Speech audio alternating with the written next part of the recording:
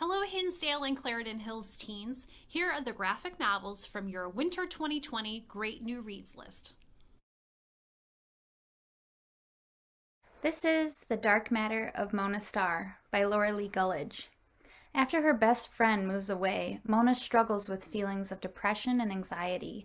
She describes these feelings as her dark matter. Her therapist encourages her to write and draw about these feelings. In doing so, Mona confronts her dark matter and discovers her strength. She uses her creativity and her art to help build friendships and work through her feelings. One of my favorite parts of the book was the self-care plan at the end. This graphic novel is about coping with depression, establishing healthy routines, and finding your strengths. This is Dancing at the Pity Party by Tyler Fetter.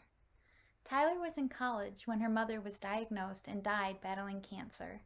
This story details the tragic events as Tyler copes with her grief and learns to heal after such a tremendous loss.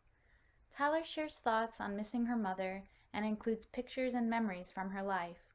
This graphic memoir is sad but uplifting, as Tyler writes with honesty and a sprinkling of humor. Jean understands stories, comic book stories in particular, action, thrills, and the hero always wins in the end. But Jean doesn't get sports. As a kid, his friends called him Stick, and every basketball game he played ended in pain. But at the high school he works at now, basketball is all anyone can talk about. The men's varsity team, the Dragons, is having a phenomenal season that was decades in the making. Each victory brings them closer to their ultimate goal, the California State Championship. Once Gene gets to know these young all-stars, he realizes that their story is just as thrilling as anything he's seen on a comic book page. He knows that he has to follow this epic all the way to the end.